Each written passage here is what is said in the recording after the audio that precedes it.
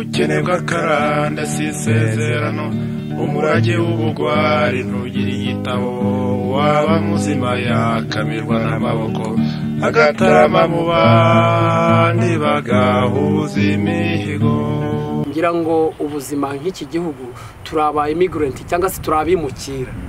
ubwo rero naje ahangaha nta kindi gihugu nanyuzemo, nari mvuye mu Rwanda, naje mu 2016 ariko sinahitira ahangaha, mpitira muri Pennsylvania rero ubwo nza kubona bitagenda neza bitewe nuko tuzi naha tuje guhaha,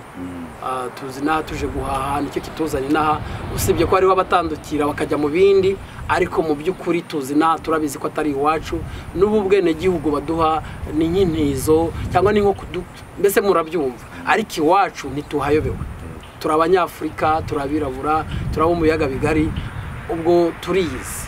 niyo mpamvu rero icyo warumbaje ngo nta handi nanyuze, aho nanyuze nta handi nanyuze, nahitiye ahangaha muri iki gihugu, nuko namuvinze donc kava mu gace kamwe mu ntara imwe nza mu yindi, ariho nari shaka kuza gukorera. Ahangaha turi muri Kentucky, mu mujyi ni Louisville, ko giye hano burya ntuye muri Shepherdville, ubwo ni iminota 25 uvuye muri Louisville cyangwa muri Ruvo. Nge nagerageje kuza kugura inzu ahangaha, mva nari ntuye muri Ruvo, ariko maze kugura inzu ndavuga reka nze nimukira ahangaha, ariko sikuri, ariko ibikorwa byanjye byose biba muri Louisville, ariko ngataha ahangaha gitaruye umujyi. Umugambi wanjye wari ugukora ubwo, ariko maze imyaka 2 n'igice nabashije kugura inzu mubona. ubwo ngubwo numvaga ari byo, donc numvaga mu iterambere ngomba guhera ku nzu yo kubamo nkajya, ariko kubigeraho nta kindi no gukora cyane. Nkuko mubizi hano muri iki gihugu turakora, hano duhembwa buri cyumweru.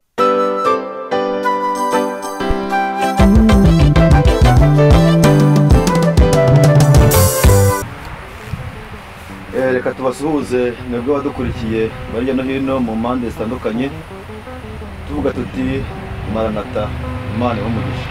Hano twaje gusura umuvandimwe, twagira ngo abibwire n'abari kubibwira, hanyuma dukomeze mu kiganiro cyacu cy'uyu munsi. Murakoze.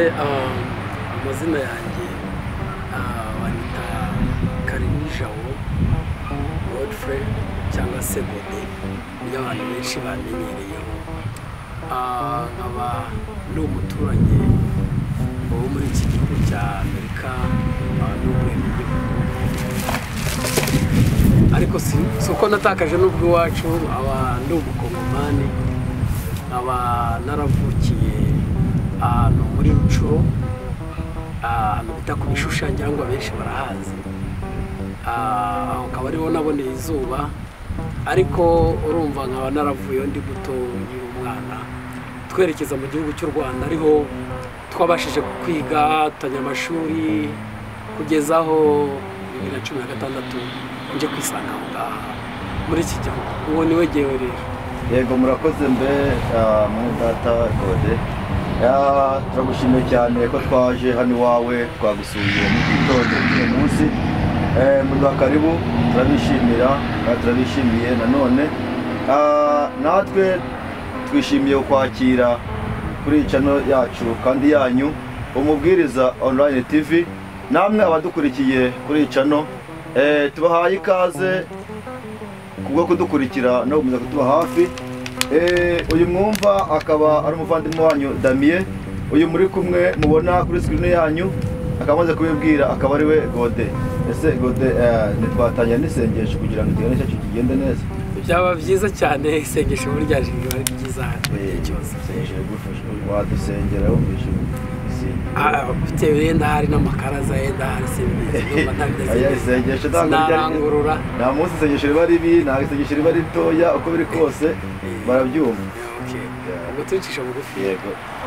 Turagushima Mwami Yesu, wabashije kubana natwe ibihe byose, kuva tukivutse tukiri insoro mu nda za mama waraturinze, kugeza ahantu n'ukuri tubasha kugera uyu munsi iyi tariki tugihumeka umwuka w'abazima izina ryawe rihabwe icyubahiro.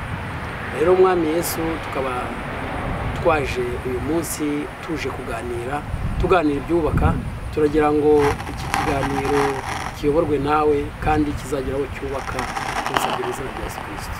Amen. Ego durakoze cyane, Imana iguhe umugisha dumvira isengesho tugezeho twese. Tubahe ikaze nanone. Murakoze cyane. Tubahe ikaze. Uyu munsi twanejwe no kuza iwanyu, ubwo uyu munsi niwe Imana twerekejeho, kuko twebwe ko twababwiye tugitangira uyu murimo ntabwo tunanirwa. Iyo twabisabye Imana tugapanga ikintu dukora nk'inkotanyi paka tukigezeho. Niyo mpamvu rero uyu munsi twaje iwawe, twaragushatse, nifuza kuvuga nawe kuko twabwiye abadukurikiye ko tubazanira abantu bafite icyo bamariye abandi. Nta muntu buri icyo amaze, ariko hari abantu bafite icyo bamariye abandi, cyane cyane mu mirimo yacu dufite. Ari abavugabutumwa bavuga ijambo ry'Imana, ari abaririmbyi barimba indirimbo, ari abantu bafite ibikorwa bitandukanye. Twifuza kuganira nabo kugira ngo ibintu bibafashije, ibintu bibagirira akamaro, natwe bidufashe. Rero ni muri urwo rwego Gode bari bamuzi nka Gode, bazi izina ariko batazi Gode ngo ninde. Nawe namaze igihe numva Gode ariko ntarareba uwo muntu Gode ngo ninde. Abameze nkanjye nabo batari bazi Gode ngo ni iki ninde, nagira ngo abadukurikiye uyu munsi baze kumenya Gode uwo ari we. Gode uvuze ko waturutse muri Congo, reka dusuhuze Congo, of course n'igihugu twavuyemo. Turabasuhuje bose abadukurikiye bose bari mu bihugu bitandukanye, abari muri Canada, i Burayi, hirya no hino mwese tutashobora gusobanura cyangwa kurondora. Tubaye ikaze kuko twamenye ko mudukurikira muri benshi. Niyo mpamvu natwe twishimira ibikorwa dukora kugira ngo tubagezeho ibidufitiye akamaro, namwe bibagirira akamaro. Numvise umbwira ngo iyi channel yacu urayikurikira. Ndayikurikira rwose. Buri wese ntekereza ko akunda ivugabutumwa. Yego. Nukuri birafasha cyane cyane iyo unaniwe uruhutse, ndagerageza ngafungura rwose mu butumwa kandi nkumva ubutumwa bwiza, kandi Imana ijye baheramo umugisha. None se Gode, nk'uko wibwiye abantu, uri umugabo, uri ingaragu? Mu by'ukuri njye ntago ndi ingaragu. Yego. Mu by'ukuri njye ndi umugabo, nubwo yenda ahangaha mwansuye iwanjye, uraje unsuye, mbana n'umubyeyi wanjye ahangaha data, ariko mu by'ukuri nk'uko mubizi iki gihugu biragora cyane, ariko nubwo ubonye twitekera, ngira ngo wabibonye, ngerageza nyine byose akazi kose ukagakora. Murabizi mwese iki gihugu niyo bavuga ngo umuntu ni iki, umuntu ninde, ngo bisobanure arisobanura nyine. Avuga ngo umugabo urubatse, ufite umugore, abana cyangwa umugore n'umwana. Ibyo ni byiza, Imana iguhe umugisha. Rero dukeneye kugira ngo tuganirize, hanyuma ubwira dukurikiye. Ese Gode, nk'umuntu wavuye muri Afurika ubu ukaba uri muri Amerika, ufite ubwenegihugu bwa Amerika, uri umuntu umaze kugera ku bintu byinshi ku buryo abadukurikiye baza kubyumva. Ese kino gihugu urakibona ute? Murakoze cyane. Nk'uko watangiye ubivuga, yenda hari uri umuvugabutumwa Joyce Meyer w'umunya Australia, ngira ngo bari Australia baramuzi, n'abandi ku isi yose baramuzi. Niwe wavuze ngo akazi kose cyangwa se umurimo wose wakora ubuhimbaza Imana. Ni ukuvuga ngo ushobora kubuteka, ariko uteka ibiryo byubaka umubiri w'umuntu, ubuvuga ubutumwa, ubuhimbaza Imana. Uririmba, ukora nyiri mukora, mwubaka, muba muvuga ubutumwa, muba muvuga ijambo ry'Imana, kuko ijambo ry'Imana ngira ngo riba mu mubiri muzima. Ubwo rero uwo mubiri muzima ni wa mubiri nanone, donc bwa buzima bwa muntu burimo activite zose.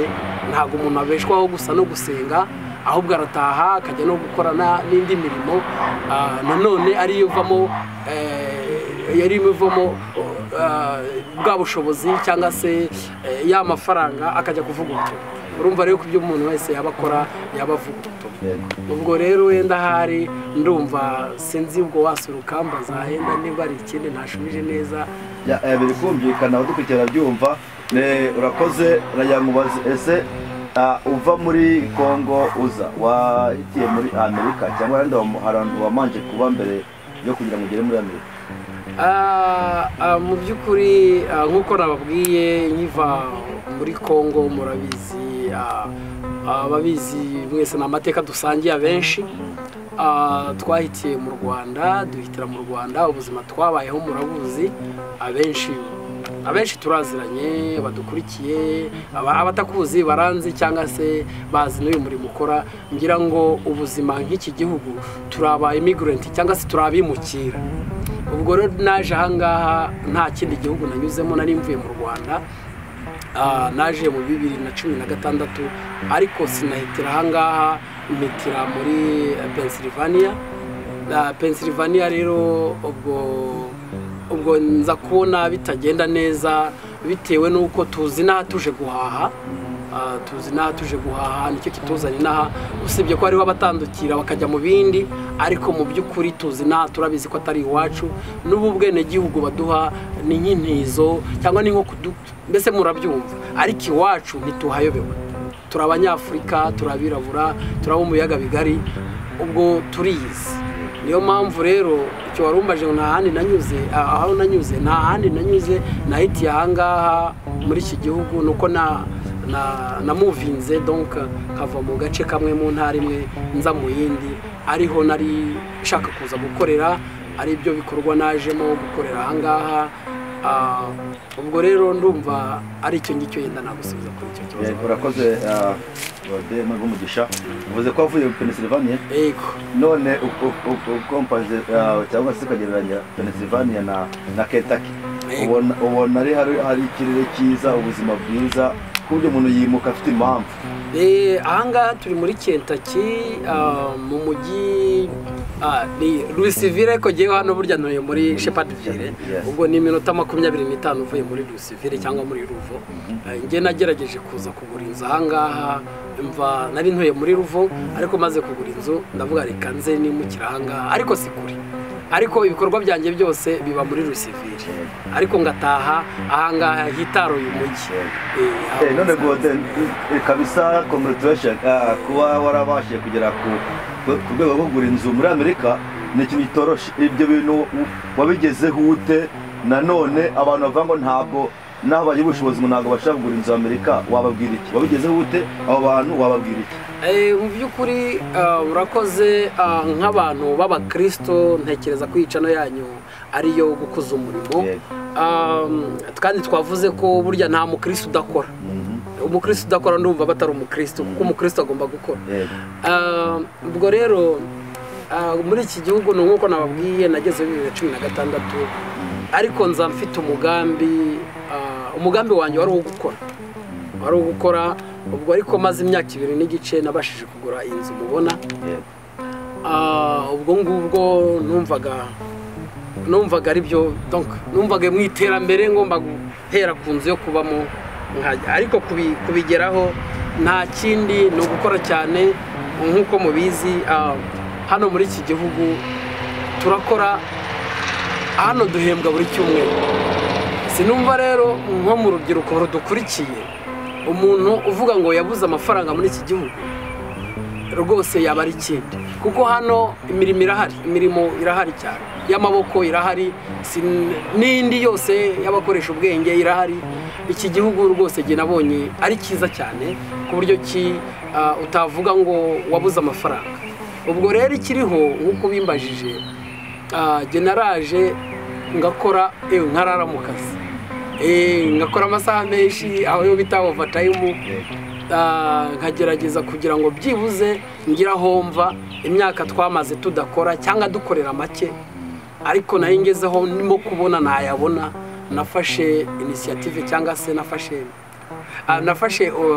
nk'umwanzuro wo kuvuga ati nkunda akazi, ibyo donc umusaruro wanjye ni amaboko yanjye.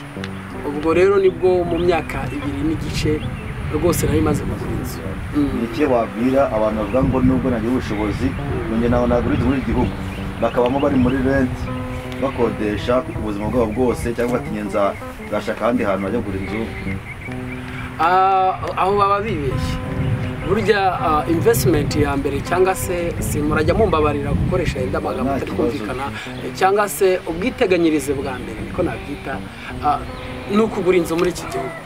Umuntu utabyumva yagerageza kubaza abazimazemo igihe abaziguze akabegera, aho kuba mu nzu nkaba mu nzu nkodesha mereza landlord cyangwa se nyiri inzu ukajya umushyira amafaranga ya buri kwezi, ahubwo biraruta ko washaka yawe. Birashoboka waba utanayafite ukagana banke zirakora bakaguha inguzanyo, noneho ukabasha kugura inzu yawe. Iyo uguze inzu yawe ya mafaranga wishyuraga buri kwezi aba ari kuza ku mufuko wawe kuri konti yawe, ariko utayahaye undi muntu. Nicyo kintu rero nababwira ko nibyo byiza. Numva mu iterambere ry'umuntu hano muri iki gihugu cya Amerika yarakwiye kujya mu nzu ye. Birashoboka rwose. Inyungu ku muntu uguze inzu kuko iyo wishyura amafaranga urabugabanya, kuko ndavanga ukora uracira abagabanya inzu mu minsi iri imbere ugasanga abayawe. Ni uko yakoze Gode, kandi ndakwishimiye guhura nawe, kandi nshimiye uyu mwanya uduhaye ko tuganira. Kamaze mubwire badawe ngo wambaye neza, murakoze neza cyane. Nizere ko abakumvaga bagiye kureba Gode ninde. Ni umugabo kabisa usheshe akanguhe, umeze neza, w'imibiri yombi. Ndabona nambaye isaha na telefone bifite ibara rijyanye. Ibyo bara rikunda? Ibara ndarikunda. Baryita gucyajya Mbizi iby'amabara ntabwo ntabwo mbizi iby'amabara, sinzi ubwo baradufasha abadukurikiye. Kuko turumva ngo ni move igiye gusa nk'umuhondo, niba umuhondo nibyo kavanzemo ukuntu kubara nziza cyane. Nakuzuminge bakurebe neza. Gode ni uwo gakoboyi kiwe, kayafosa agakweto rwose keza harimo umukara kavanze n'umweru. Ngira ngo manzi ukunda n'ibara ry'umweru. Nkunda umweru. Umweru kandi biragaragara ko umweru nyine n'abamarayika bambara imyeru gusa. Gode n'uwo rero, amen. Mu by'ukuri nakumvisheho igihe kandi mwumva ku bintu byiza atari ibintu bibi. Nibyo nagize ngo tuganire uyu munsi, noneho abantu bamenye ese kubera iki utajya ahandi utuzanira undi muntu runaka azana Gode. Gode ni muntu ki, akora iki? Icyo ndababwiye ngo muraza kumenya impamvu nawe nahisemo kuza hano kureba uyu muvandimwe Gode. Ariko mbere yuko tugera kuri icyo kintu Gode, nagira ngo umbwire wabuzi akantu bita ari njye ngunda kubaza abantu, kuko dushaka kugira ngo twinjire ku kibazo cyo umukristo. Kubazaho gakeya kuko ntabwo nshaka cyane nibyo, ariko turaganira kandi ikiganiro cyacu kigenda neza. Abadukurikiye nizera ko bazabyishimira, nubwo bavaho nta muhanuzi wabo bashaka kureba ati Gode si utuzi, none se uriya Damiyeli ko maze dukorana mu kazi turamumenyereye. Ariko mubwire ngo burya ibintu dukora birakunzwe kandi bigeze kure. Kumva naratangaje ubundi numva abantu bangurikira ariko umurwa bita Mumbai, urabuzi? Ukumva mu Bushinwa. Mumbai mu Bushinwa. Cyane mu Buhinde, mu Buhinde. Mumbai ni mu Buhinde muratura. Nabonye bakoza n'abantu badukurikira cyane. I Kigali natangaye, reka nsuhuza abantu batuye i Kigali mu murwa hagati, mu murwa katikati aho hagati. N'abantu badukurikira cyane. Kigali 4.8. Barabyumva? Byanangaje gusanga hano muri Amerika dufite iterambere, twagira ikoranabuhanga, tukagira network ibiri furu, ugasanga abantu badukurikira 3.1 kimwe. Abantu dukurikira mu Rwanda Kigali akaba ari 4.8. Tukagira abandi bantu badukurikira nagubye mu rwa Mumbai.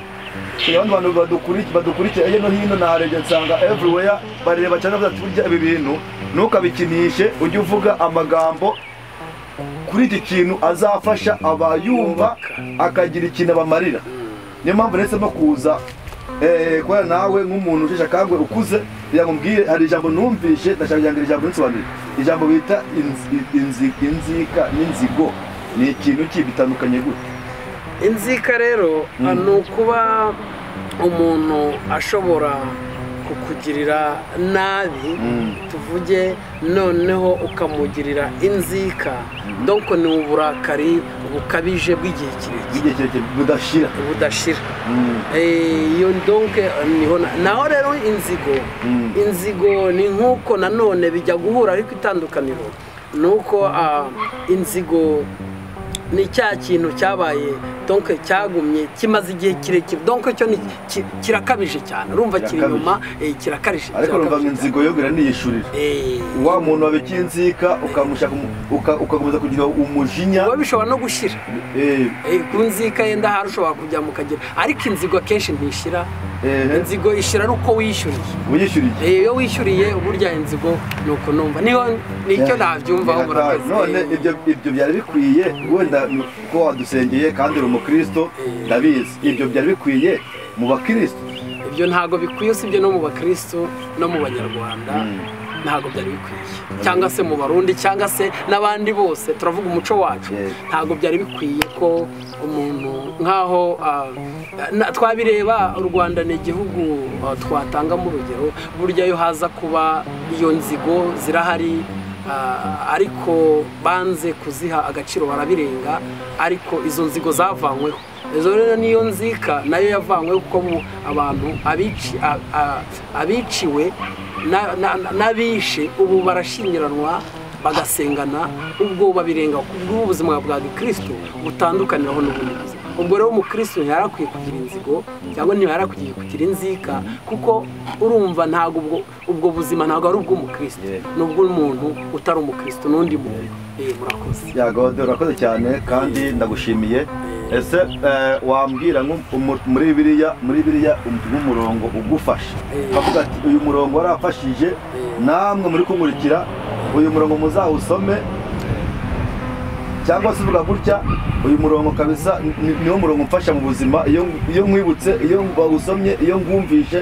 uyu murongo uranyubaka nkuko nabagenda muramfasha barenda sinibuka igice cyangwa se umurongo ariko mu by'ukuri ari ijambo nigeze gusoma ari ryo twahereyeho no mu isengesho rijya rimfasha cyane kumva ko Uwiteka yarakuze utarabaho muri zaburi urumva kuba Uwiteka hari igihe umuntu agira ngo kubaho kwawe ni impanuka ariko ntabwo ari impanuka ni ukuvuga hari ibintu bita destiny sinzi muramfasha oya destiny ni nko yenda ni nko kuvuga ngo ibi byabayeho kuko byagombaga kubaho ukumva ko donc byakagombye kubaho ukumva ko nta wundi waguteguriye ubwo buzima donc Uwiteka ntiyaguteguriye ubwo buzima donc byagombaga kubaho donc ni kanuni mu Giswahili ariko mu by'ukuri nshaka kuvuga ko nimba Imana ikumenya utarabaho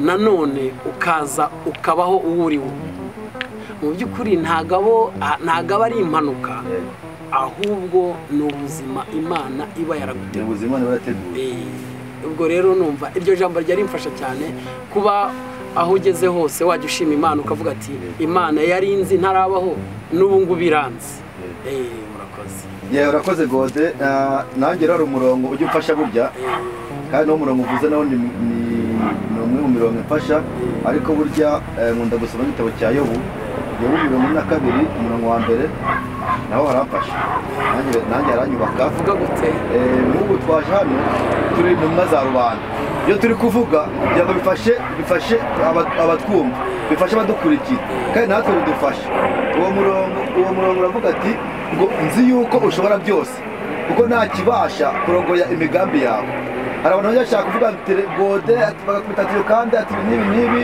bakavuga ati damiye ngo ndamwanga ngo ngira gute bakumva ko destination yawe bagomba kuyishyiraho iherezo bakumva ko ubuzima bwawe life yawe sibyo bagomba kuyishyiraho iherezo ariko bakibagirwa ko handitse ngo nzi yuko ushobora byose nta kibasha kurogoya imigambi yawe burya bazinga imigambi ya gode cyangwa imigambi dusabe iri muri we ntibamenye ko hari ahantu iri kuva hari inkomoko nzi yuko ushobora byose ko nta kibasha kurogoya imigambi yawe ni ukuvuga ngo nimba bino tubikora nk'abantu twarateguye icano nk'abantu bikeneye wenda inyungu runaka kuri twe, ariko ntitwe dufite intego nk'uko tubivuga amagambo ngo biri mu mitima, akaba ari ibyacu, destination izaba mbi cyangwa se iherezo rizaba ribi.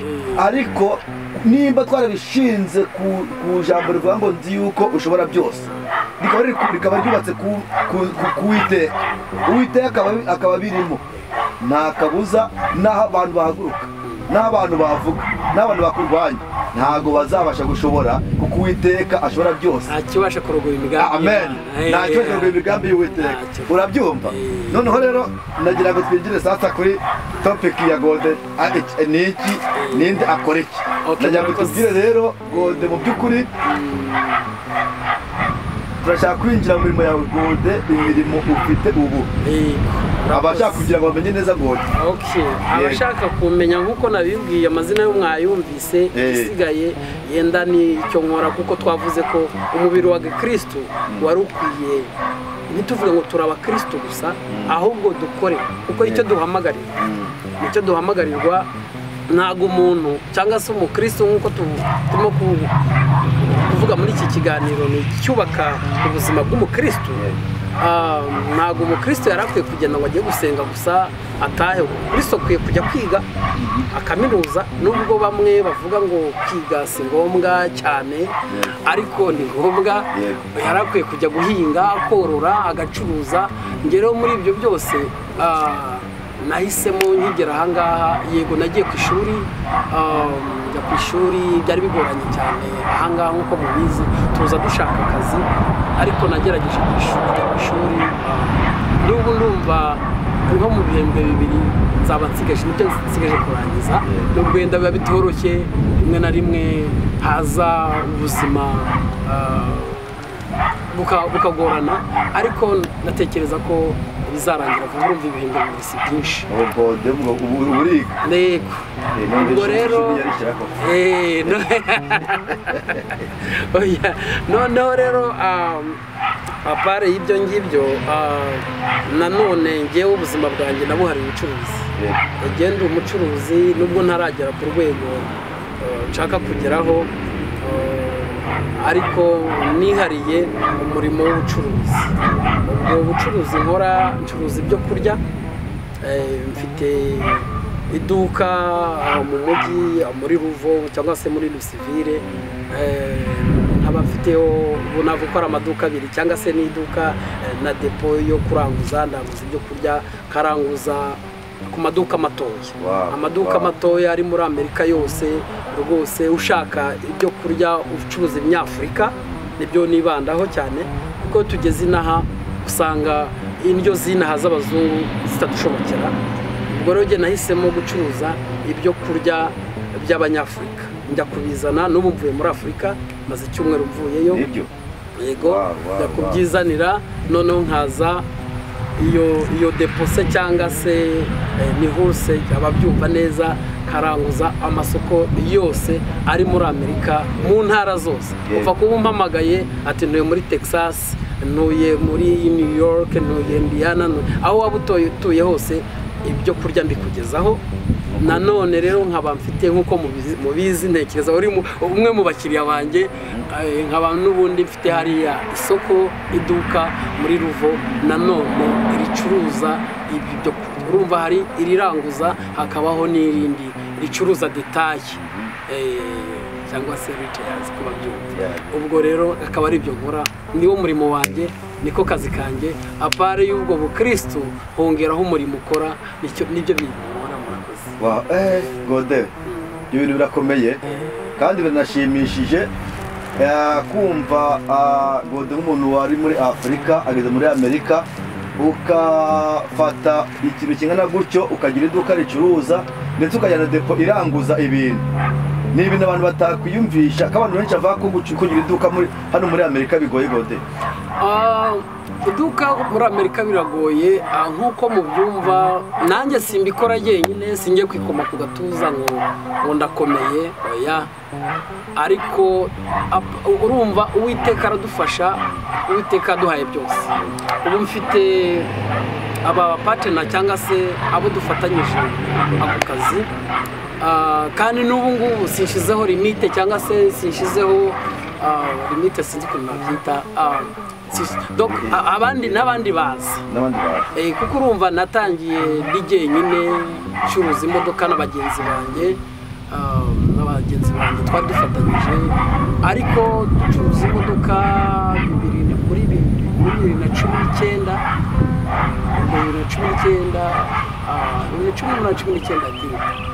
ubwo tugeze muri 2020 twakubitanye n'indwara icyo cyorezo cya corona.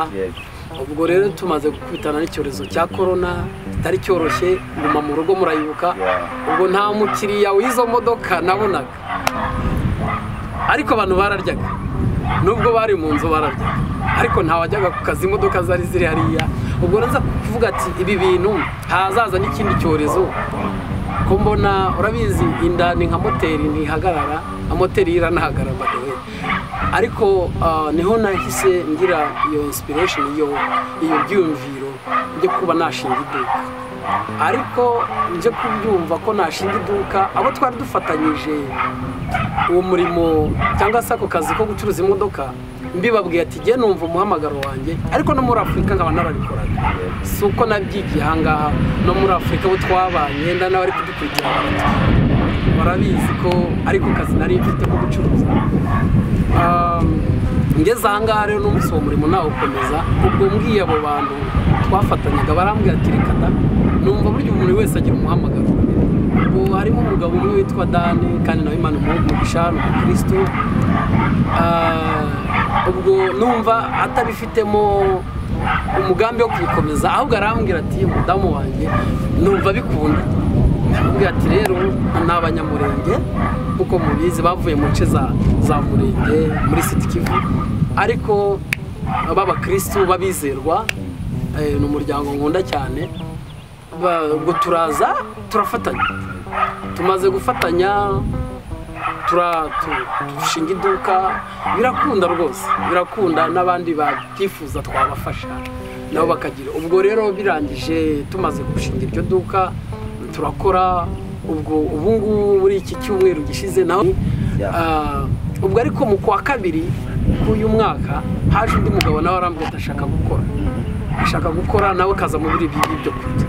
Ubwo nawe turaza, umugabo witwa Jean Marie Kagabo waturuka i Bujumbura. Urumva umwe mvuka muri Nord Kivu, haza uwo nguwo no muri Sud Kivu umunyamurenge, turafatanyije. Haje uvuye i Bujumbura ni Burundi, nawe ngo aze dufatanye, turafatanya umurimo, kandi bose ni abakristo. Urumva rero mu by'ukuri ubu bukristo icyo butumarira ni ukugira ngo kuba inyangamugayo. Nanone murabizi dukora mu mafaranga, niho dushaka kuganisha, kuvuga ko umukristo ashobora kugira indangagaciro za gikristo. Ukakora mu mafaranga ariko ukavuga ati ndabinyangamugayo, amafaranga nyajere nsangiye na mugenzi wanjye. Nubwo urumva rero ko nabwo ubwo bukristo nabwo ko ari cyo bumara aho ngaho. Ubwo rero twaje gukorana neza, ndabishima. Icyo nshimira ko ari abantu b'inyangamugayo b'abakristo n'ubu ngubu. Urumva nta gihombo gihari, ni n'abantu, mbese n'abantu b'Imana. Urumva rero naho ngaho donc nicyo nabivugaho kuri ibyo warumbajije ku kazi nkora. Gode, ndagushimiye umurimo ukora, kandi ngushimira ko ibintu ufite cyangwa se ukora utabyereranye, ahubwo washimishijwe n'uko wafatanya n'abandi. Kuko mbona ku bantu twaturutse muri Afurika karere kwikuramo ubufatanye bitugora. Nanone nimba wama akantu k'ishyari cyangwa wenda sinzi ukuntu agasobanura, batuma abantu badashaka kugira ubwumvikane, bituma abantu bavuye muri Afurika bumvikana, bashima imikorere hamwe, babashe kuzamurana. Wakumva ko mwene so cyangwa umuvandimwe wawe yakoze akantu kamuteza imbere, niwe wabyishimira, ngo wanamubaza niyo nzira wanyuramo, ugasanga ahubwo ntakeneye no kugera ahandi ugushaka kugera. Ariko njyewe biranshimishije kumva mu mirimo ukora, kandi hari abantu uri kwemera ko baza mugafatanya uwo murimo ukora. Ni ukuri ibintu bishimishije cyane. Ubucuruzi nibwo bugize abantu hano, kuko abantu bakeneye ibyo kurya, tukagura ibyo bintu. Tuzafata umunsi umwe, Imana niduha ikindi gihe tuze tubasure kuri African Shop ya Gode, umuvandimwe wacu, mwene wacu, zo turebe uko bimeze. Reka burya ni ukuvuga ngo iri tangazamakuru cyangwa se bino dukora nk'uko nakubwiye ati twe turi intumwa za rubanda, ni ukuvuga ngo abantu batazi Shop yawe ngo iherereye hehe, ugurisha ibiki, ariko ibyo nabyo birakenewe kugira ngo babimenye. Aho ngaho cyo nagufasha, wakoze cyane, ndasina nabikomojeho. Ibyo ducuruza by'ibinyafurika merereye nk'uko nababwiye, hari iyo depo, hari iryo duka, byose biri mu mujyi wa Rusivire. Ubwo ngubwo ni iminota 25 ugeraho nk'uko nabivuze. Ariko aho ngaho nk'uko ubivuze, hari abantu yenda bashobora kuba bataza guhahira iwanjye kuko batarahamenya. Umujyi ni munini cyane, ariko n'abakiriya banjye mboneyeho ndabashimiye rwose. Hari abantu barwana ishyaka, sinakubwira amazina ngo nde kanaka na kanaka, ariko hari umuntu uvuga ati ngiye kugura umunyu, ariko nanze kugura mu yindi shop y'abanyamahanga, ngiye kugurira kuri shop yawe, bikanshimisha cyane. Ubwo rero nibyo nkubwira ngo ubwo bukristo nanone habamo ibintu byinshi, kumva ko nubwo abantu ubona buzuye urusengero, ariko bose siko bakizwa, kandi siko bose ari abageni. Mu by'ukuri rero n'ibindi ni uko nk'umuntu uvuga ati reka ngiye kugura umunyu, ariko nje kugura iwawe, mu by'ukuri urumva ko ari umuntu ukomeye, nta baguzi urimo cyangwa se nta vangura ririmo, kuko amafaranga n'ubundi arajya muri raduka avuga ati nawe agiye kuyabaha, ariko nawe azi iwanjye kuko duturuka hamwe, cyangwa se turabirabura kimwe, cyangwa se tuvuga ururimi twumvikana.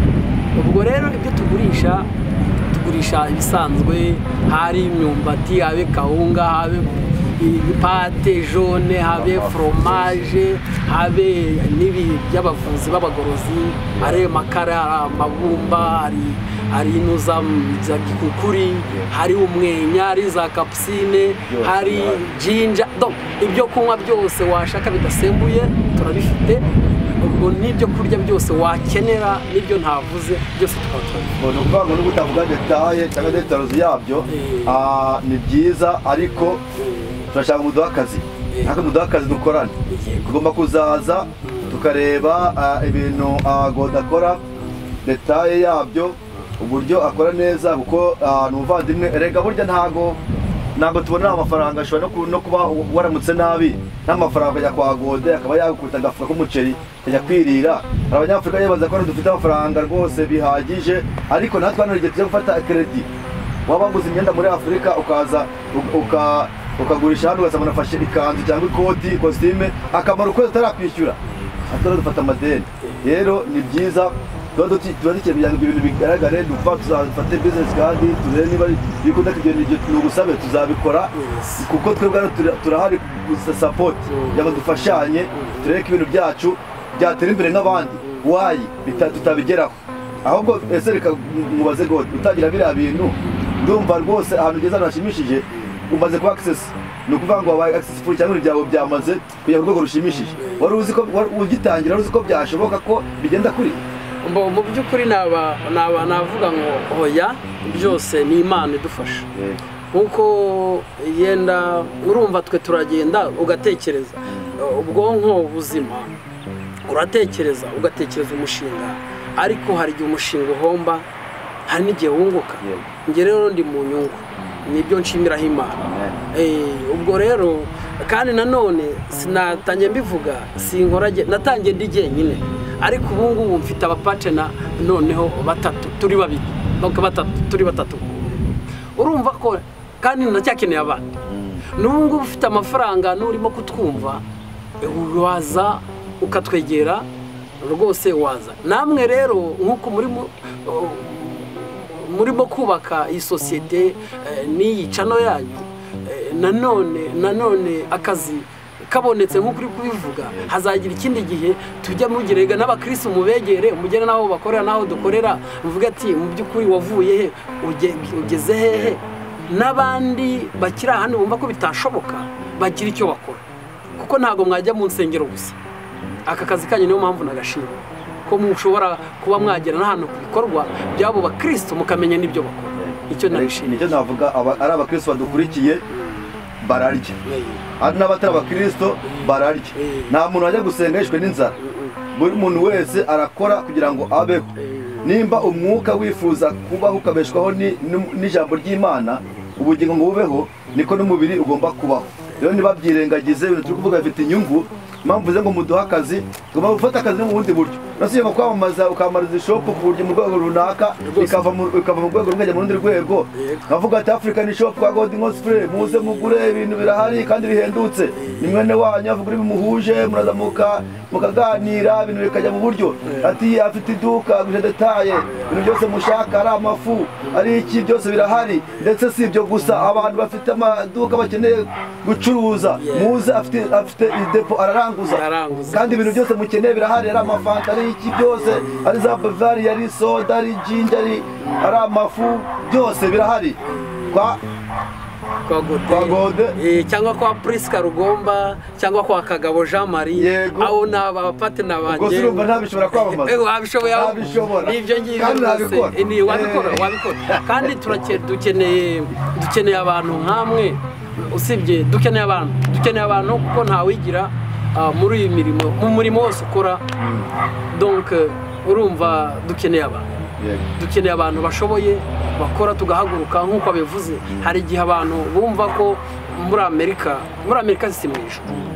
Abadukurikiye bari muri Afurika hari igihe bumva ko kugera muri Amerika ari mu ijuru. Oya, kuko tudafata amadeni. Oya, kuko utabura akazi. Yenda umubare wo kubura akazi ni mutoya, kuko hano akazi karahari kenshi. Ariko hano hari uburyo ki nanone ushobora kwisanga muri situation ugasanga nta kazi, nta mafaranga ufite. Ubwo rero byose birashoboka. Hano naho ni ku isi.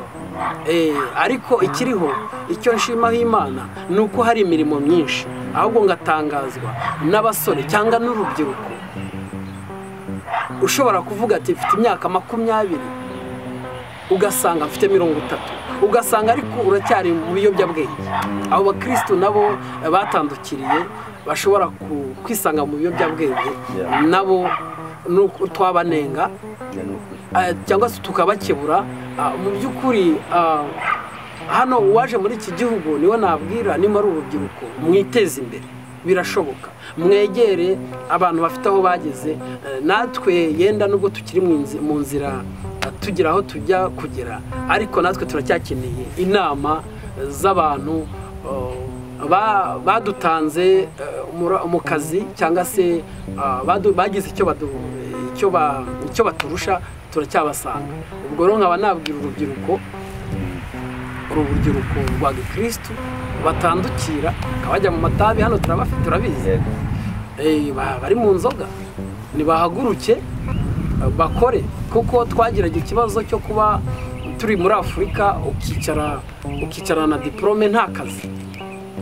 Hari umuntu urangiza kaminuza n'amanota menshi mu Rwanda se cyangwa muri Afurika cyangwa i Burundi, murabizi, ugasanga nta kazi ufite.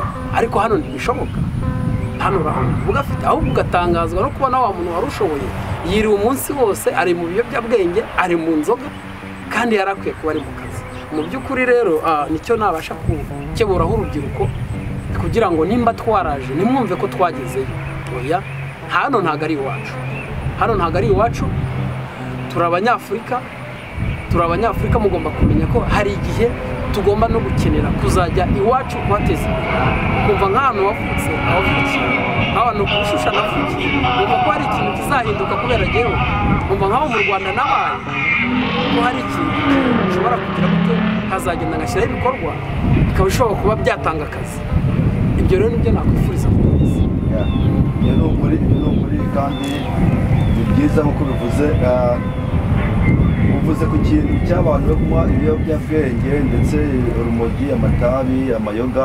Nza kwibuka ko ejo bundi ndi mu kazi umuntu anyeretse umuntu wavuye mu Uganda muri abantu bacu, ari ku makuru bamusubije muri Afurika, ari kuvuga ukuntu yasubiyeyo, avuga impamvu yatumye asubirayo.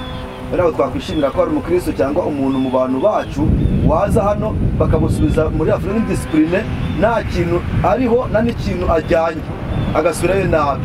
Nanone hari undi muntu abonye nawe uri Arizona, nawe ni umwe mu bantu bazanye nawe. Wumva ikibazo aho kigeze, ari muri Arizona, nza kumubona ari ku modoka ari gusabiriza afashe amafaranga mu ntoki, bamugize umuhomeless. Uwo muhomeless kumva umuntu wavuye muri Afurika wacu umunyarwanda cyangwa umukongomani waturutse mu Kongo mu Rwanda mu Rwanda akaza hano n'abantu bavuye mu Burundi ukumva ngo bari kwenda bafungwa abandi bakaba homeless akajya gusabiriza mu muhanda bafite mu mutwe bafite amaboko mazima bafite amaguru ukabona ntafite ahantu yarara. Ni ibintu biteye agahinda kenshi.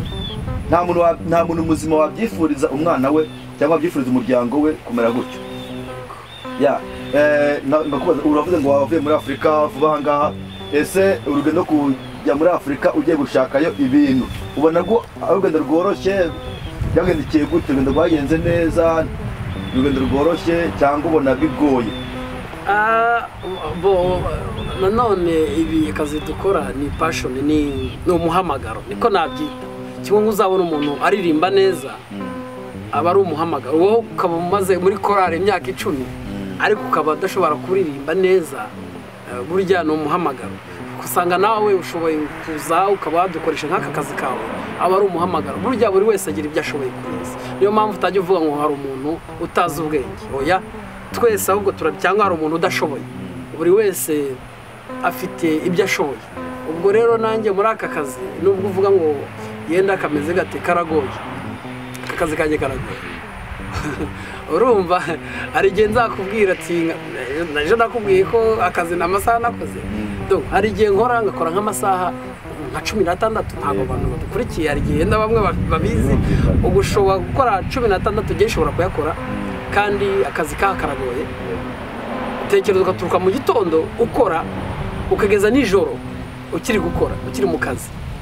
Kandi hano murabizi ntawe kuvugira ngo ugira ugufasha ibintu byose ntabwo wabishobora. Ugasanga rero uri bose ariko nanone ukaba umukozi.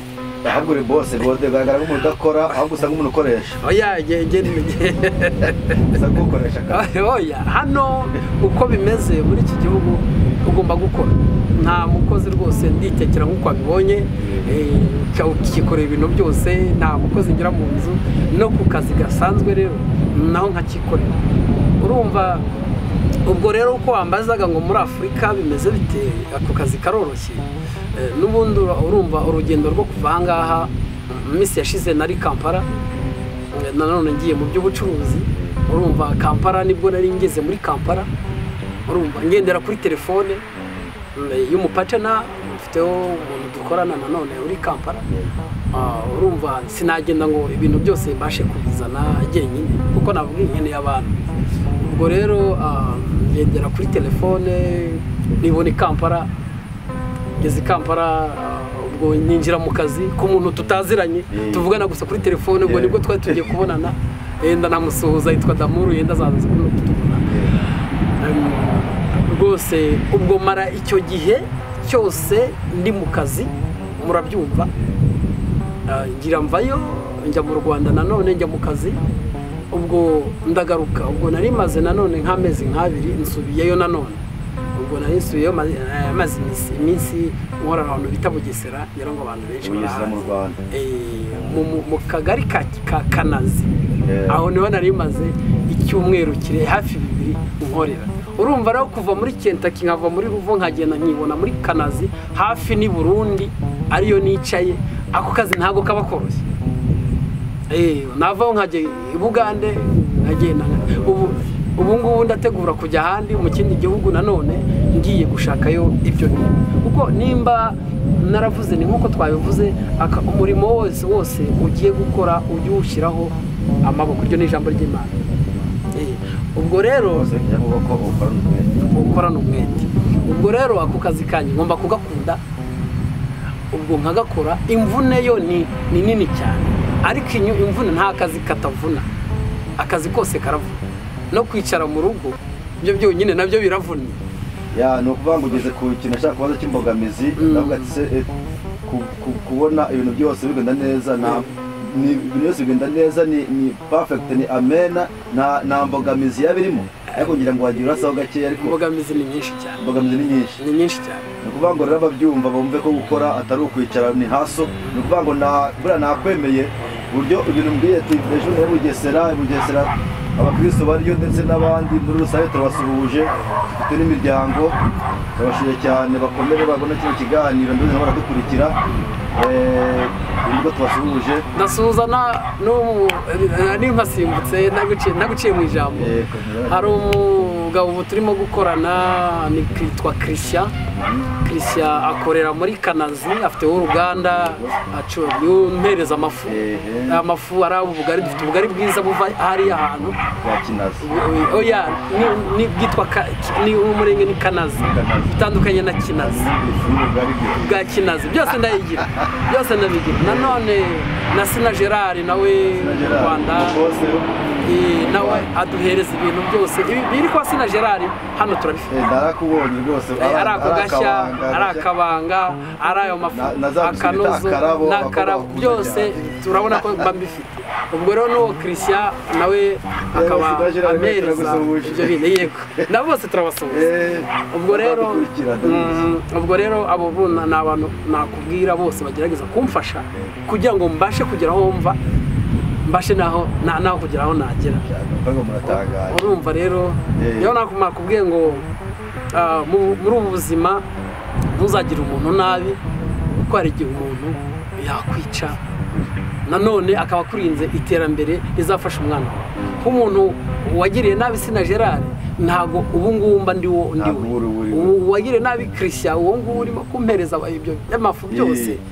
Urumva ko ntago urumva ko donc kwica umuntu cyangwa kugira umuntu nabi mu by'ukuri ubudindiza n'uzagukomokaho utabizi iriteriyerema. Yego, nagira ngo turi aho ngaho dusome iri jambo ryanditse mu gitabo cy'umubwiriza. Ubundi iyi channel y'umubwiriza twayubatse ishingiye ku mubwiriza n'ubundi. Abangurikiye baza kubyumva neza, nubwo wenda mutabikurikira cyane kuzagira mu bikurikire, kandi intangirira gora, ariko nziko uko twatavuga ati Uwiteka ashobora byose kandi nabasha kurogoya imigambi ye. Nimba Uwiteka iruhande rwacu nakabuza bizabuka, natwe tugire nabo twaha n'imirimo, kuko Nyabugeni Imana yavuga ati umubwiriza nibyo yatangiye kuvuga umubwiriza 12 umurongo wa mbere, havuga cyane ku bantu b'abasore ngo wibuke umuremyi wawe mu minsi y'ubusore bwawe, iminsi mibi itaraza, ngo igihe uzaba ukivuga ngo sinejejwe nabyo.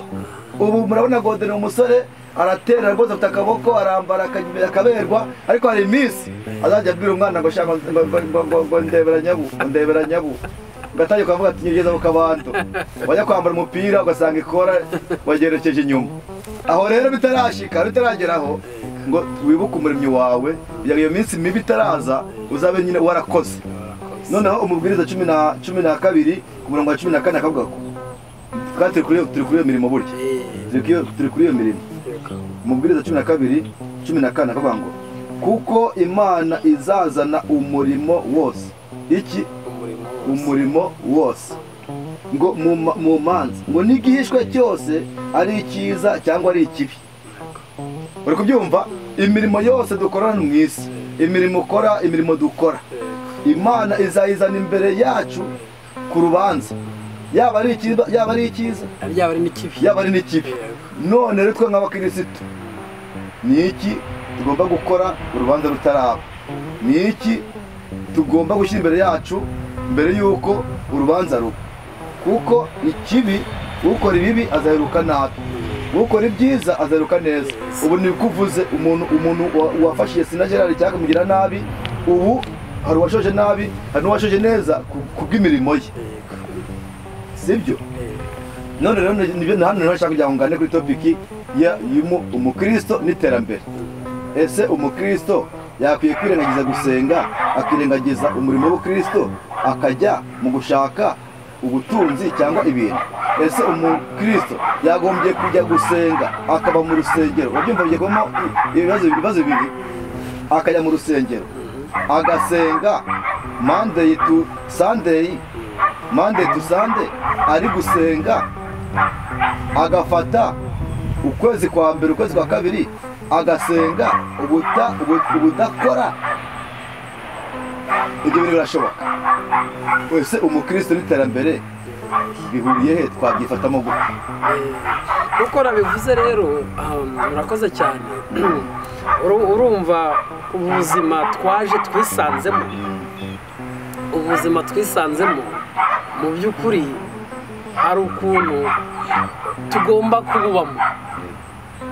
Urumva nimba waravutse ugasanga uri umukristo, wari ukwiye kuvuga ati ndi umukristo ariko nanone ndi umuntu. Ubwo rero kuba umuntu ugomba kurya, ugomba kwambara, ugomba kwiga, urumva ugomba kubyara, wari ukwiye kuvuga ati urubyaro rwanjye ruzarya iki, ngomba kurwigisha ubuzima bwa gikristo. Natangiye nkubaza nakubwira ati umusore wawe imfura yawe ntamukunze, namubwira ati se wowe ntago rwose yagiye ngo atandukire, avuga ati oya rwose urumva namushimiye rwose. Urumva ko wabashije kurera neza, wagira ubuntu bw'Imana, umwana wawe w'imfura abasha kurokoka ibyo bibi kandi Imana izamuha umugisha kandi azasoze neza. Amen. Urumva ubwo rero ubwo buzima wigisha abana bawe nk'umukristo ariko n'akazi ntigahagarara. None se bazajya gusenga gusa nanone ntubashe kubagaburira? Ubwo rero umukristo yarakwiye kuvuga ati reka njye gukora, kandi nanone n'uwo murimo ntabwo uzatera imbere noze uzabaho udatanga icya cumi. Icya cumi ni cyo kijya kuvuga ubutumwa. None kandi icya cumi ni amafaranga cyangwa se ni ibyo kurya wungutse ugomba gutanga bigakora umurimo. Ubwo rero biva mu maboko yawe. Ubwo rero muri ayo maboko yawe niho ugomba gutanga, ugomba gusubiza icyera cy'Uwiteka wungutse. Nanone ugomba kwita no kuri rwa rubyaro yaguhaye, naho ni umurimo, kuko no kurera naho ni umurimo. Ababyeyi bazabihererwa umugisha, urabizi. Ubwo rero nicyo nashobora kubihurizaho ko umukristo yarakwiye gukora kugira ngo abeho kuri bwa buzima bwa gikristo. Nanone amenye wa mwanya wo gusenga, amenye ati umwanya nzasenga ryari, uyu mwanya nzasenga gutya, uyu mwanya nzawuharira gusenga, n'uyu nzawuharira akazi. Ubwo rero niho nshobora kubwira ahantu bihurira ko birunganirana. Amen, amen. Gode uratangaje cyane kandi iri jambo uvuze wishuje neza cyane. Niyo mpamvu nashakira ngo mubaze ese uyu murimo w'ubucuruzi ko numva ufite byinshi ukora kandi ukaba n'umukristo, mu by'ukuri nagushimiye cyane, nagushimiye pe. Nagushimiye kuko hari abantu bajya babaho bakaba nk'icyitegererezo ku bandi, kuko rero biravuga ngo ujye gukora ibintu byiza, kuko ibintu ukora bibera inyungu ku bandi, ari byiza cyangwa ari bibi. Iyo ari bibi biba imbogamizi, kuko yavuga ngo umukristo ukora nawe wasa umukristo ari kunywa inzoga yereye, undi muntu amubona ashaka gukizwa, nagazemera gukizwa ngo areke inzoga, kandi nawe umukristo bahuriye mu kabari kuzina. Kuvuga ngo ya mirimo ugenda ukora mibi ibera intandamyi ikabera abandi inzitizi zo gukizwa, bikabigira ingaruka ku bantu benshi. Ibintu ukora byiza bibera abantu benshi inyungu, bigatuma ubucuruzi abantu baticwa n'inzara kubegereza ibyo bikorwa, bakabona ahantu bahira hafi, kandi n'uwari ubuze akazi ukamushyira mu kazi akabona imibereho, sibyo? None njye nashaka ngo noneho mubaze umurimo ukora, kuko nari hasoro nyine guhasoringa nyine, kandi mbona ibintu ukora umuntu atapfa kubyishoboza. Ni iki kigutera izo mbaraga? Ninde muntu ureba nk'icyitegererezo ukavuga ati uyu muntu ni role model cyangwa se ni umuntu w'icyitegererezo muri iyi mirimo yanjye? Murakoze rero, mu by'ukuri icyo kibazo umbajije, abacuruzi bo ni benshi, abacuruzi ni benshi cyane, ariko dufatiye urugero nk'ahangaha hano iwanjye murabizi Bezos, uramuzi? Bezos ngira ngo yavuze Bezos ni izina rikomeye, abazi Amazon. Ubwo ariko wumvise ahantu yahereye, ubwo turaturanye, urumva atuye hano hafi y'Iwawa. Sharate kuri we turamusuje cyane, kandi baduhaye akazi rwose. Niba yumva n'ikinyarwanda bazamubwira bene wabo cyangwa gusiga mu rugo wabo. Urumva ugiye ugasoma amateka ye, mu by'ukuri wumva ko ari umuntu watangiye, urumva ntaragira imyaka 60. Murabyumva? Nagaragira 60. Oya, nta myaka 60 arangiye.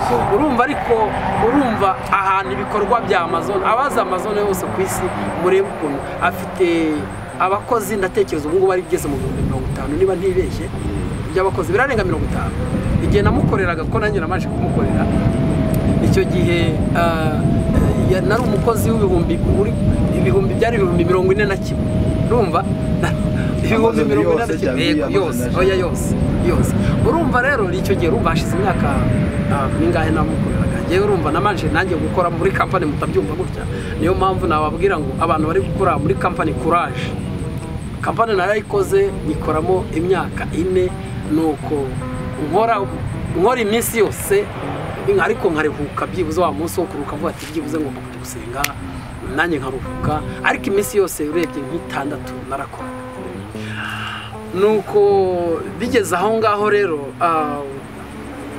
ndavuga ati ibyo ari byo byose reka shaka utwo nungutsemo batagira ngo nakuye amafaranga menshi muri Afurika noya niyo mpamvu mvuga ngo buri wese yatangira from scratch donc ugahera hasi kutwubonye twose ubwo rero niyo mpamvu nakubwiraga ati abarore mudomo barahari cyane nk'uwo ni umuntu yenda fata y'ikitegererezo ufite hafi isi yose ubu ngubu kandi yaratangiye kubusa hari abandi yenda tuvuze nk'abiwacu yenda hari muzi nk'abarujugiro murabazi barujugiro ni abantu bakomeye bafite izina rikomeye bafite izina rikomeye mu Rwanda i Burundi ugiyeyo ukavuga rujugiro umusangayo wajya muri Kongo kumva rujugiro je nari nzi ko rujugiro ari umukongomani ariko nageze mu Rwanda mbago no umunyarwanda kandi hari n'abarundi bazi ko ari umurundi urumva wajya South Africa kumva rujugiro mu byukuri urumva ni izina rikomeye ry'umuntu wabashije kugira ahavuka ntekereza avuka mu majyepfo ushobora gusanga hari abamuzi donc nta kintu afite ariko ubu ngubu bageze ahantu hakomeye ubwo rero abarore modobo ni benshi cyane mfatira ikizere Sina Gerard donc Sina Gerard muramuzi kuri Nyirangarama nejo bundatangiye kuri Nyirangarama nge mpazi hari hatubatse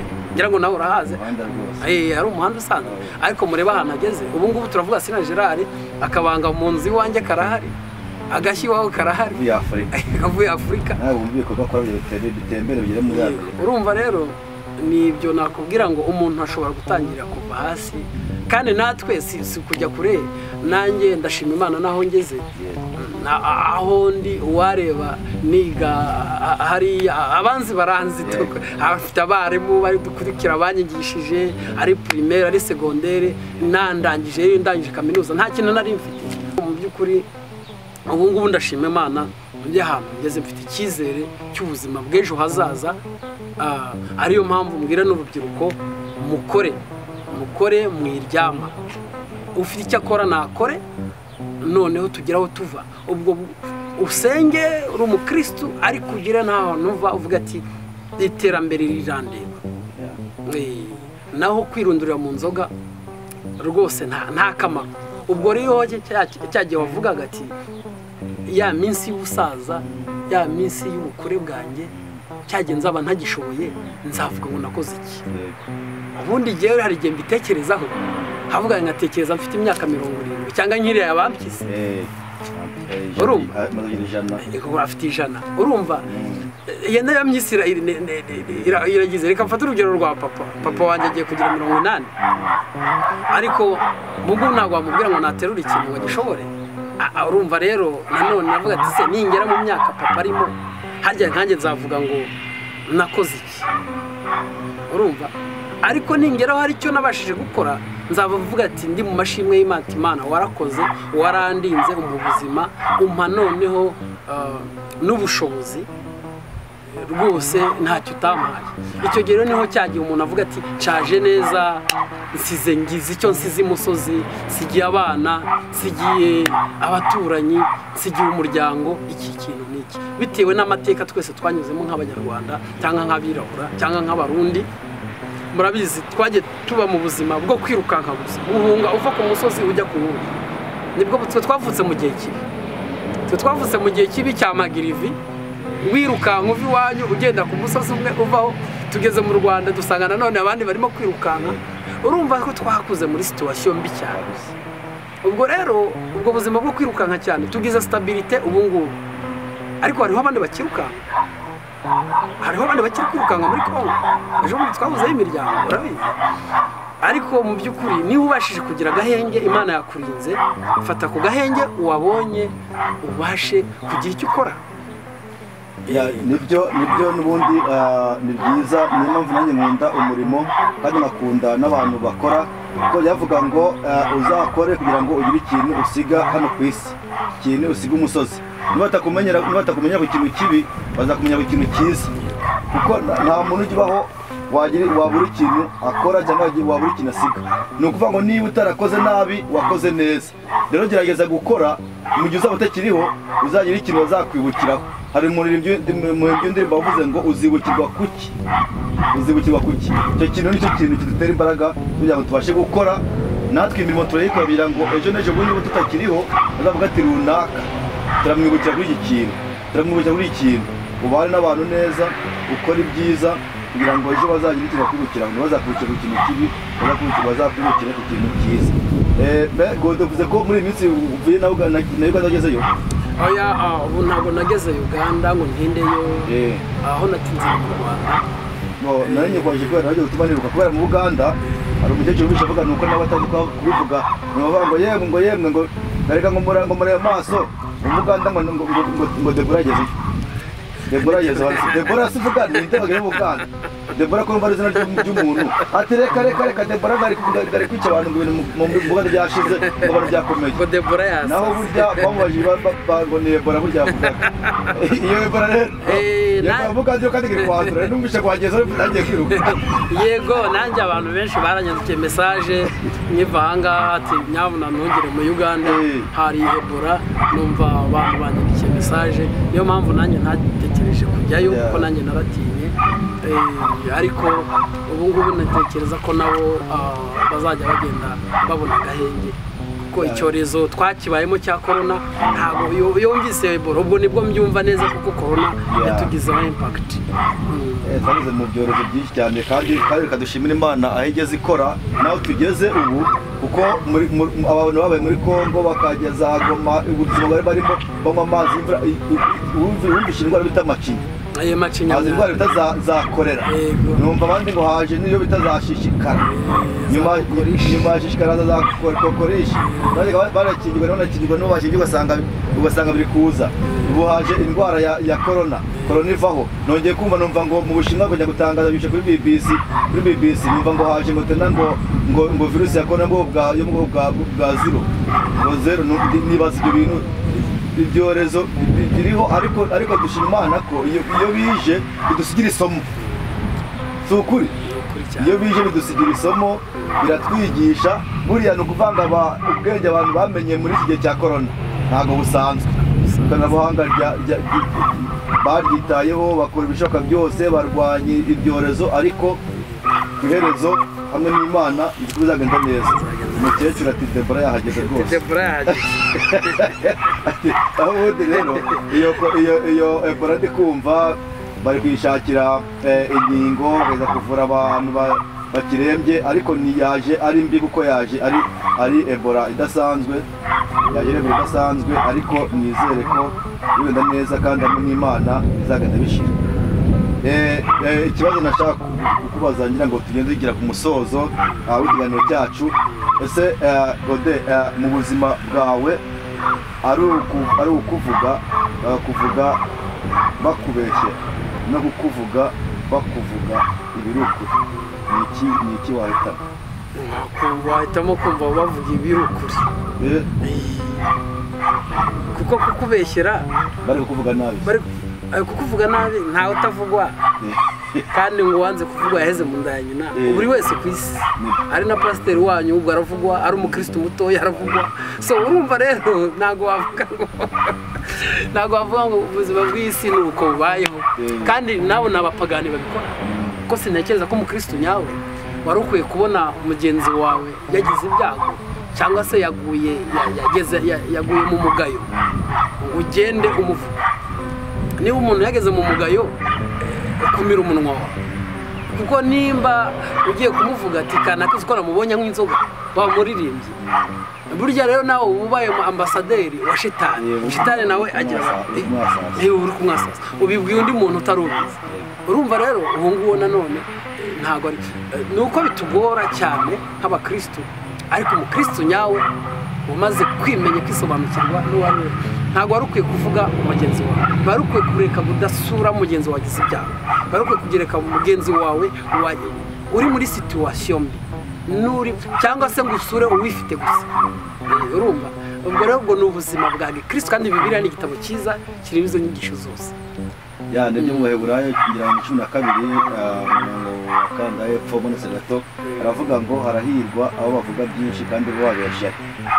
Abarahirwa nanone muri Zaburi 15 ntibuka niba ari umurongo wa mbere aravuga ati umuntu uzatura ku musozi wera w'Iteka ngo ni umuntu ugendera mu nzira itunganye kandi ntabashe gushyushya inkuru za mugenzi. Ariko usanga abantu bose bashusha inkuru basiga babyita ngo gutwika ngo batwitse ngo hahiye koko ngo mu runaka mwamwumvishe ngo wabibonye cyane cyane iyo ari umuntu nyine uzwi. Rero ngo turagushimiye, tugushimiye uyu mwanya waduhaye, tugushimiye ko wemeye kutwakira iwawe tukaganira. Nizera ko iyo twaganiraga ari ibintu bigomba gufasha benshi kandi ari ibintu byiza ku bantu bari bazi izina batazi umuntu nyirizina. Uwo ni we Gode, akaba afite ibikorwa bitandukanye akora mwabyumvishe. Abantu rero bakeneye kumugana, ese waba numero ya telefone kuko urumva umuntu ufite ibikorwa kandi ukeneye bakugana ukeneye n'isoko.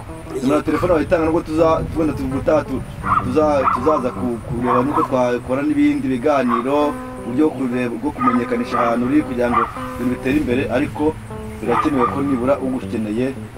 Numvise ko ufite n'imiti ucuruza na gitampera y'abagorozi, imiti y'abagorozi yose ndayifite. Ubwo rero wabaha nimero umuntu ugushaka. Nabonye umuntu uboneka, abantu bajya barabona ibyamamare cyangwa afite ibintu bakora, wamuhamagara ukirwa umushaka umunsi wose, icyumweru kigashira baramubuze. Ariko nabyo byaba byiza kugira ngo uri umuntu ufite imirimo runaka ushakwe ubure, kuko kugira ngo unoze umurimo wawe bisaba no kunyangamugayo.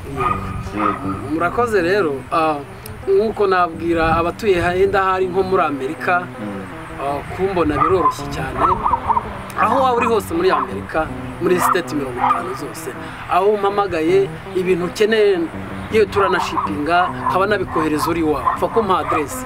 Ubwo rero nimero yanjye ni 502 631 81 70 502. ubwo ni area code ni ya Kentucky. 631 81 70.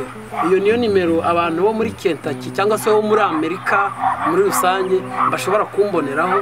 Ubwo iyo bibaye nk'abantu bari hanze ya Amerika, ubwo nabo ubwo basiga kuri commentaire y'ikiganiro bakubaza nkabaha email cyangwa n'ikindi kintu twaganira. Uburyo ufite n'imyembe cyangwa ibindi byo kurya yakubona akakuranguza kandi ibintu byanuza nino, cyangwa nawe akeneye ikintu cyava hano akaba yakukontakta. Ubwo ni ukongera plus 1 bisho akanyenyeri rimwe agakomeza za numero babwiye. Nibyo kandi nanone murakoze ntaguciye mu ijambo. Nanone akenshi nkunze kuboneka kuri WhatsApp, kuko urumva telefone namwe mureba abantu telefone hari genirwa kuri telefone. Kubu ngubu mba nagerageje gushama akadege ngo henda hari ntazamye ikiganiro, ariko mu byukuri abantu bashaka kumbona mwafata iyo nimero yanjye kuri WhatsApp, murayibona. Amazina ni Godfrey Karinijabo cyangwa se Gode. Ubwo mukagerageza kunyandikira kuri WhatsApp mpita ngusubiza, kuko telefone ibiri busy cyane, yenda nyivugiraho cyane bitewe no kwitaba abakiriya. Murakoze, nicyo navuga. Aho turi duherereye ni kuri abatuye muri Ruvo, bageze aho bita kuri Boston Road, umuhanda uzwi cyane.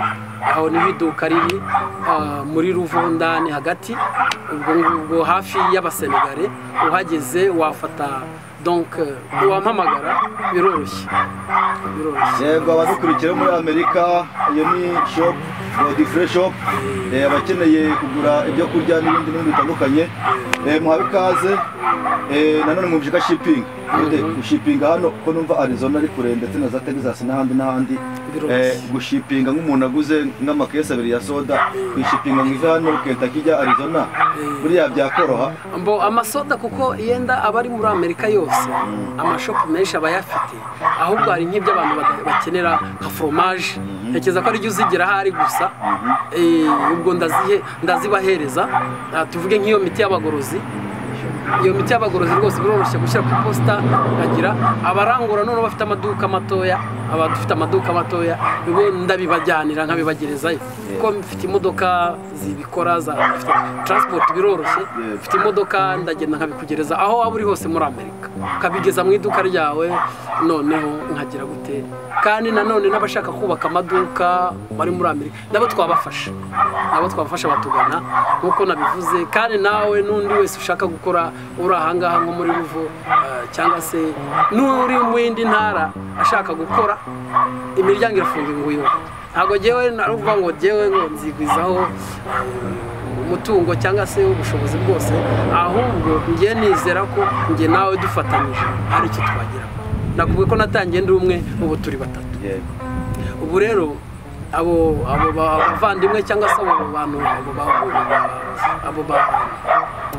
abo dufatanyije abo partners banjye nabuze Kinyarwanda bishyiraho ubwo abafatanya bikora ntekereza yuko nabo turafatanya cyane ni abantu beza nawe uje uri inyangamugayo uri umukristo wubaha Imana nawe ntekereza ko utazaza usenya kuko dukora mu mafaranga nk'uko nabikubwiye gukora mu mafaranga ni ukuba inyangamugayo cyane umugabo bamwita Jean Marie n'umurundi bamwita Jean Marie Kagabo abarundi benshi batuye hano baramuzi uranamusuhuje nundi na Priska Rugomba mu banyamurenge baramuzi urumva ko twafashe ubwoko bwose twebwe ntago dutoranya yego ubwo rero nundi wese yaza mu by'ukuri ufite amafaranga ushaka gushora yaza imiryango murakoze cyane rero nanjye nkaba mbashimiye kandi murakoze cyane ndikumva nubwo urugendo rwawe ari hasi warasorenze kugira ngo uve aho wari uri kugeza aho ugeze n'ubundi rutoroshye kugiye kuba cyuje n'iby'imodoka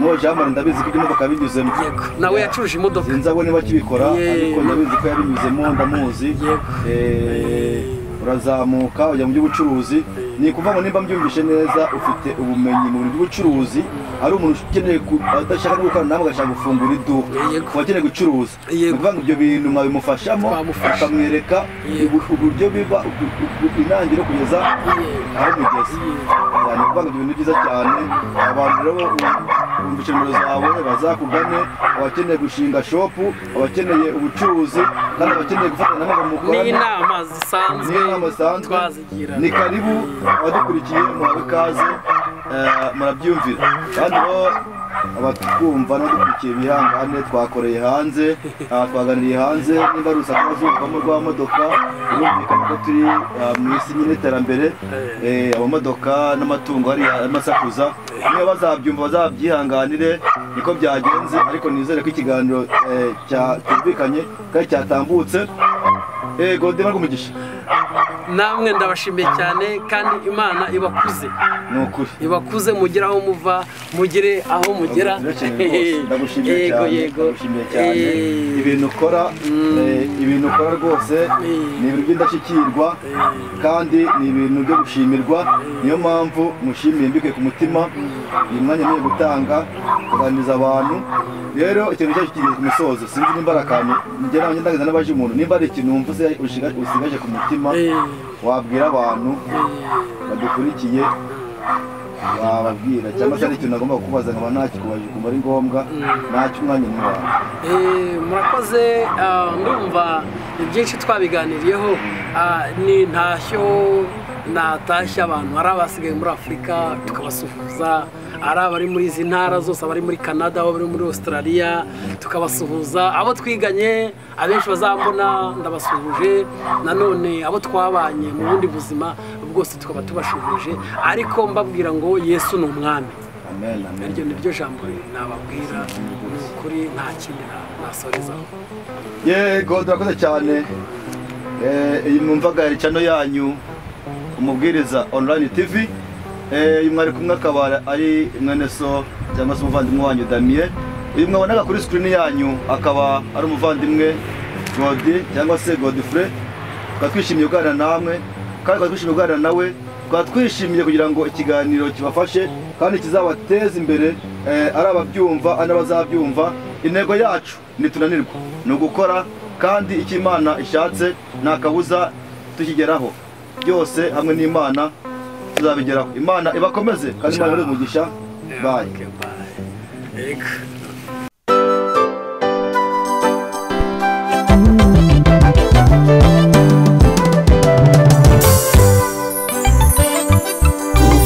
Bene data mwiyeze mu mitima kandi ntimwishushanye n'ab'iki gihe kigoramye.